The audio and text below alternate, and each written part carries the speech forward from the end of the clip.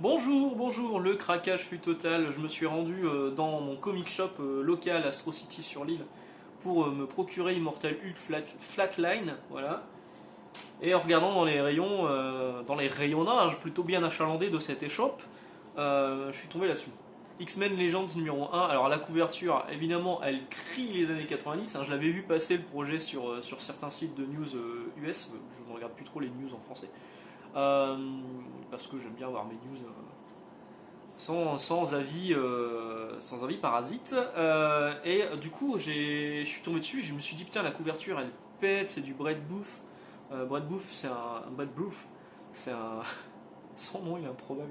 C'est un mec qui a bossé pour Wildstorm, il a longtemps bossé pour Wildstorm, sur Backlash, la série Backlash. Il a fait aussi, il a terminé le run des 4 Fantastiques et Heroes Reborn. Et vraiment, il a un style très 90s qui me plaît énormément. Puis enfin là, il y a tout dans cette cover, hein. Il y a Apocalypse, il y a X Factor avec Archangel avec ses ailes en métal, il y a Jubilee, il y a Wolverine évidemment, Kitty Pryde, voilà. Et il y a ces personnages qui sont là, Havok et Cyclops, qui sont donc les deux protagonistes de ce récit. Il y a même un troisième protagoniste, parce qu'en fait, pour la petite histoire, c'est scénarisé par Fabian Nicieza.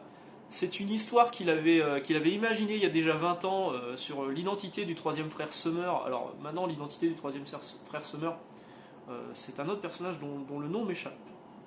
Euh, le nom m'échappe, mais j'ai un récit avec lui d'ailleurs.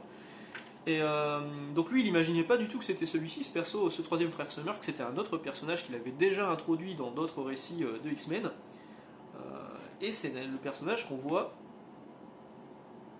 en tout petit juste là, voilà. Alors donc Fabien Nicieza revient, enfin cette couverture en plus elle est juste géniale. Regardez ça, ça c'est vraiment la typo, enfin la maquette qu'il y avait sur les comics des années 90 de chez Marvel quoi. Avec ça c'est top. Moi j'adore. Ça respire tellement les années 90. Alors déjà première page on ouvre, boum, il y a Éric le Rouge pour les vieux de la vieille, franchement vous allez kiffer. On précise bien que cette histoire prend place après X-Men 1991 39, et donc X-Men la série qui a démarré en 1991 numéro 39, voilà. Et ça va être régalade sur régalade, voilà, c'est bien écrit en haut, une histoire qui a pris 30 ans à se faire. Et les pages, mais putain, les pages, elles sont incroyables, les couleurs aussi, enfin, c'est hyper beau. Ouais, je le regarde tout seul d'ailleurs, ça me pose un problème. Donc, on va essayer de retrouver, on va découvrir l'identité de ce troisième frère Summer, ce que je vous ai légèrement spoilé, mais on le savait plus ou moins que c'était déjà lui. Regardez ce cable. C'est pas hyper beau sans déconner. Enfin, vraiment, moi je me suis régalé, hein. Donc, on parle de ce personnage qui s'appelle Adam X, aussi appelé Extreme. Et là, on dit se référer à Captain Marvel, la série 1995 numéro 3, parce que ce personnage était aussi apparu dans Captain Marvel. Il y a une histoire avec les Shi'ar. C'est super beau. Ça, c'est Epsiba. Alors, Epsiba, c'est une femme chatte qui sort avec Corsair, le père de Cyclops et Havok.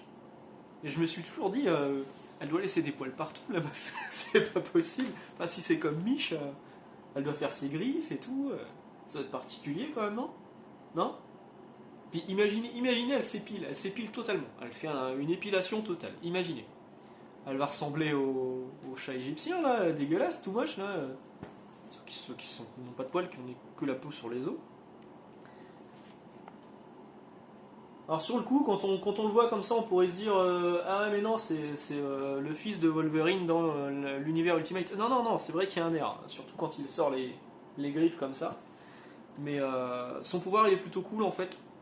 Il peut faire bouillir le sang des gens. Voilà. Mais pour ça, il faut qu'il y ait une blessure. Donc c'est pour ça qu'il a des couteaux tout le temps avec lui.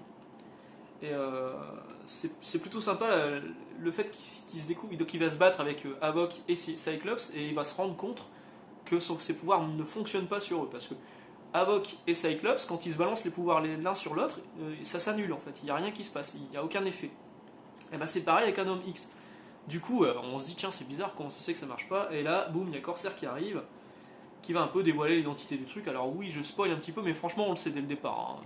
C'est le principe de départ du Fabian Nicieza l'avait annoncé, ça sera l'identité du troisième Transformers tel que moi je l'imagine.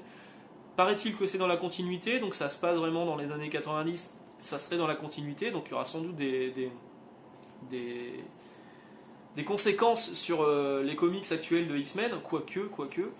On sait que l'histoire sera en deux numéros, X-Men Legends numéro 1, là, c'est bien écrit en gros, numéro 1, boum, et numéro 2, et dès le numéro 3, ce sera d'autres histoires basées dans la continuité, mais avec d'autres scénaristes et dessinateurs emblématiques. Sur le numéro 3, je crois que c'est Louis Simonson et Walt Simonson qui dessinent, pour le coup.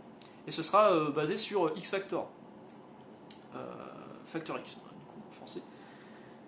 Et on sait qu'il y a Chris Claremont aussi qui va écrire quelques trucs, mais bon, moi le numéro 3, je sais pas trop si je le prendrai, en tout cas le numéro 1 et le numéro 2, c'est sûr, je les prends, vraiment, je me régale quand on lit du X-Men de Hickman, c'est bien hein, les X-Men de Hickman, hein. Oxbox c'est vraiment excellent, Dawn of X c'est un peu en dessous, clairement, mais quand on lit ça, en fait, moi je reconnais pas les X-Men que j'ai connus dans ma jeunesse, mais alors là-dessus, cette régalade, puis c'est super beau, encore une fois, c'est super beau. Moi, il n'y a rien à dire. J'adore. J'adore. Je vous recommande fortement si vous êtes un vieux lecteur comme moi. Et puis voilà. Je vous invite à vous rendre dans un comic shop pour découvrir ce numéro 1. Alors, c'est du 4,99$, hein, c'est quand même pas donné. Mais voilà. Puis c'est du floppy, quoi.